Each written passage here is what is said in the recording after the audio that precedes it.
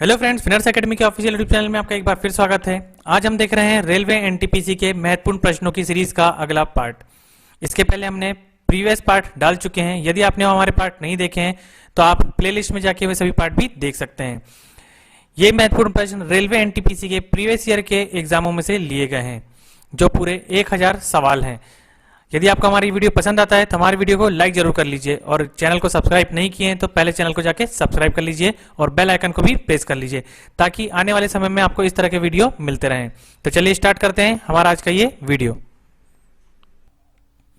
आज का पहला सवाल है, किस भारतीय राज्य की राजभाषा अंग्रेजी है? पहला सवाल है, किस भारतीय राज्य की राजभाषा अंग्रेजी है? इसका सही जवाब है नागालैंड। नागालैंड राज्य की भाषा अंग्रेजी भाषा है। अगला सवाल है, भारतीय राष्ट्रीय कांग्रेस का प्रथम मुस्लिम अध्यक्ष कौन था? भारतीय राष्ट्रीय कांग्रेस का प्रथम मुस्लिम अध्यक्ष कौन था? तो उनका नाम है बदरुद्दीन तैयब जी। बदरुद्दीन तैयब जी ये भारतीय राष्ट्रीय कांग्रेस के प्रथम मुस्लिम अध्यक्ष थे। अगला सवाल है, भारत के प्रथम गृह मंत्री कौन थे? भारत के प्रथम गृह मंत्री कौन थे? तो इनका नाम है सरदार वल्लभ भाई पटेल। सरदार वल्लभ भाई पटेल भारत के प्रथम गृह मंत्री थे। अगला सवाल है, संसार की प्रथम महिला प्रधानमंत्री कौन है? संसार की प्रथम महिला प्रधानमंत्री कौन है? तो इनका नाम है श्रीमायो भंडारनायके। श्रीमायो भंडारनायके ये संसार की विश्व की सबसे पहली प्रधानमंत्री है। अगला सवाल, हड़प्पा की सभ्यता किस युग से संबंधित है? हड़प्पा की सभ्यता किस युग से संबंधित है? तो इसका सही जवाब है कांस्य युग से। हड़प्पा की सभ्यता कांस्य युग से संबंधित है। दीन ए इलाही धर्म किस मुगल शासक ने चलाया था? दीन ए इलाही धर्म किस मुगल शासक ने चलाया था? तो उनका नाम है अकबर। अकबर ने दीन ए इलाही धर्म चलाया था। अगला सवाल, उगते और डूबते समय सूर्य लाल प्रतीक क्यों होता है? उगते और डूबते समय सूर्य लाल प्रतीत क्यों होता है? तो इसका सही जवाब है क्योंकि लाल रंग का प्रकीर्णन सबसे कम होता है। लाल रंग का प्रकीर्णन सबसे कम होने के कारण उगते और डूबते समय सूर्य लाल प्रतीत होता है। अगला सवाल है, इंद्रधनुष में कितने रंग होते हैं? इंद्रधनुष में कितने रंग होते हैं? तो इसका सही जवाब है 7 रंग होते हैं। इंद्रधनुष में 7 रंग होते हैं। अगला सवाल है, भूस्थिर उपग्रह की पृथ्वी से ऊंचाई कितनी होती है? भूस्थिर उपग्रह की पृथ्वी से ऊंचाई कितनी होती है? तो इसका सही जवाब है 36,000 किलोमीटर की। भूस्थिर उपग्रह की पृथ्वी से ऊंचाई 36,000 किलोमीटर की होती है। अगला सवाल देखते हैं, चेचक के टीके की खोज किसने की? चेचक के टीके की खोज किसने की है? तो इसका सही जवाब है एडवर्ड जेनर ने। एडवर्ड जेनर ने चेचक के टीके की खोज की थी। अगला सवाल है, रेबीज के टीके की खोज किसने की थी? रेबीज के टीके की खोज किसने की थी? तो इसका सही जवाब है लुई पास्चर ने। लुई पास्चर ने रेबीज के टीके की खोज की थी। दूध से दही किस जीवाणु के कारण बनता है? दूध से दही किस जीवाणु के कारण बनता है? इसका सही जवाब है लैक्टोबैसिलस। लैक्टोबैसिलस वो जीवाणु है जिसके कारण दूध से दही बनता है। तो इसका सही जवाब है लैक्टोबैसिलस। लैक्टोबैसिलस से ही दूध से दही बनता है। पराश्रव्य तरंगों की आवृत्ति कितनी होती है? पराश्रव्य तरंगों की आवृत्ति कितनी होती है? तो इसका सही जवाब है 20,000 हर्ट्ज से अधिक। पराश्रव्य तरंगों की आवृत्ति 20,000 हर्ट्ज से अधिक होती है। परमाणु बम किस सिद्धांत पर कार्य करता है? परमाणु बम किस सिद्धांत पर कार्य करता है? इसका सही जवाब है नाभिकीय विखंडन पर। परमाणु बम नाभिकीय विखंडन के सिद्धांत पर कार्य करता है। विद्युत धारा की इकाई कौन सी है? विद्युत धारा की इकाई कौन सी है? तो इसका सही जवाब है एम्पियर। एम्पियर वह इकाई है जिससे विद्युत धारा को मापा जाता है। हृदय की धड़कन को नियंत्रित करने के लिए कौन सा खनिज आवश्यक है? हृदय की धड़कन को नियंत्रित करने के लिए कौन सा खनिज आवश्यक है? इसका सही जवाब है पोटेशियम।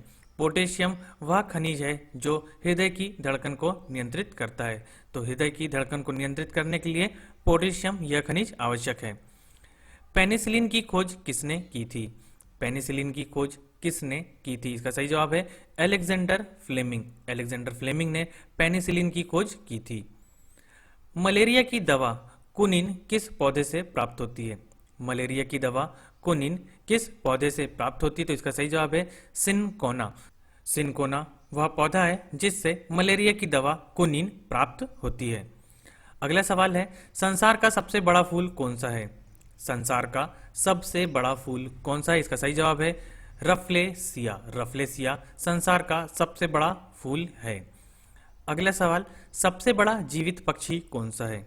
सबसे बड़ा जीवित पक्षी कौन सा है? उसका सही जवाब है शुतुरमुर्ग। शुतुरमुर्ग सबसे बड़ा जीवित पक्षी है और सबसे बड़ा अंडा भी शुतुरमुर्ग का होता है। तो शुतुरमुर्ग विश्व का सबसे बड़ा जीवित पक्षी है। संसार में सबसे छोटा पक्षी कौन सा है? संसार में सबसे छोटा पक्षी कौन सा है? इसका सही जवाब है हमिंग बर्ड। हमिंग बर्ड संसार का सबसे छोटा पक्षी होता है। मनुष्य ने सबसे पहले किस जंतु को पालतू बनाया था? मनुष्य ने सबसे पहले किस जंतु को पालतू बनाया था? इसका सही जवाब है कुत्ते को। मनुष्य ने कुत्ते को सबसे पहले पालतू पशु बनाया था। अंतरिक्ष यात्री को बाह्य आकाश कैसा दिखाई देता है? अंतरिक्ष यात्री को बाह्य आकाश कैसा दिखाई देता है? तो इसका सही जवाब है काला।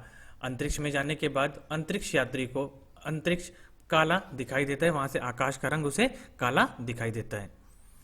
एटीएम का पूर्ण विस्तार क्या होगा? एटीएम का पूर्ण विस्तार क्या होगा? इसका सही जवाब है automated teller machine. Automated teller machine ये एटीएम का पूर्ण विस्तार होता है। संसद का संयुक्त अधिवेशन कौन बुलाता है? संसद का संयुक्त अधिवेशन कौन बुलाता है? तो इसका सही जवाब है राष्ट्रपति। राष्ट्रपति संसद के संयुक्त अधिवेशन जिसमें राज्यसभा और लोकसभा शामिल है, इसका अधिवेशन वो संयुक्त रूप से बुलाते हैं। तो इसका सही जवाब है राष्ट्रपति संसद का संयुक्त अधिवेशन बुलाते हैं। LBW शब्द किस खेल से संबंधित है? LBW किस खेल से संबंधित है? तो इसका सही जवाब है क्रिकेट से संबंधित है। LBW यह शब्द क्रिकेट से संबंधित शब्द है। वायुमंडल की कौन सी परत हमें सूर्य से आने वाली अल्ट्रावायलेट किरणों से बचाती है? वायुमंडल की कौन सी परत हमें सूर्य से आने वाली अल्ट्रावायलेट किरणों से बचाती है? तो उसका नाम है ओजोन परत। ओजोन परत वायुमंडल की परत है जो हमें सूर्य से आने वाली अल्ट्रावायलेट किरणों से बचाती है। ख्वाजा मोइनुद्दीन चिश्ती की दरगाह कहाँ स्थित है? ख्वाजा मोइनुद्दीन चिश्ती की दरगाह अजमेर में स्थित है। अजमेर वह शहर है जहां पे ख्वाजा मोइनुद्दीन चिश्ती की दरगाह स्थित है। सम्राट अशोक ने किस युद्ध के बाद बौद्ध धर्म ग्रहण कर लिया था? सम्राट अशोक ने किस युद्ध के बाद बौद्ध धर्म ग्रहण कर लिया था? इसका सही जवाब है कलिंग युद्ध के बाद। कलिंग युद्ध के बाद सम्राट अशोक का हृदय परिवर्तन हुआ और उन्होंने बौद्ध धर्म ग्रहण कर लिया था। भारत का केंद्रीय बैंक कौन सा है? भारत का केंद्रीय बैंक कौन सा है? इसका सही जवाब है भारतीय रिजर्व बैंक। भारतीय रिजर्व बैंक भारत का केंद्रीय बैंक है। अगला सवाल है, सालार जंग म्यूजियम कहाँ स्थित है? सालार जंग म्यूजियम यह हैदराबाद में स्थित है। सालार जंग म्यूजियम यह हैदराबाद में स्थित है। भारत में सबसे लंबे समय तक मुख्यमंत्री कौन रहे हैं? भारत में सबसे लंबे समय तक मुख्यमंत्री ज्योति बसु, ये पश्चिम बंगाल के पूर्व मुख्यमंत्री थे। यह लगभग 24 से 25 वर्ष तक मुख्यमंत्री रहे हैं। तो भारत में सबसे लंबे वर्ष तक मुख्यमंत्री ज्योति बसु, यह पश्चिम बंगाल के पूर्व मुख्यमंत्री थे। संसार की सबसे लंबी नदी कौन सी है? संसार की सबसे लंबी नदी नील नदी है। संसार की सबसे लंबी नदी नील नदी है। किस तापमान पर सेल्सियस और फ़ारेनहाइट तापमान बराबर होता है? किस तापमान पर सेल्सियस और फ़ारेनहाइट तापमान बराबर होता है? तो -40 डिग्री पर सेल्सियस और फ़ारेनहाइट तापमान बराबर होता है। -40 डिग्री सेल्सियस पर 40 डिग्री सेल्सियस -40 डिग्री तापमान पर सेल्सियस और फ़ारेनहाइट तापमान बराबर होता है। कांसा किसकी मिश्र धातु है? कांसा किसकी मिश्र धातु है? इसका सही जवाब है तांबा और टिन की। कांसा, तांबा और टिन की एक मिश्र धातु है। दिलीप ट्रॉफी का संबंध किस खेल से है? दिलीप ट्रॉफी का संबंध किस खेल से है? तो इसका सही जवाब है क्रिकेट खेल से। दिलीप ट्रॉफी का संबंध क्रिकेट खेल से संबंधित है। एलपीजी का पूर्ण विस्तार क्या होगा?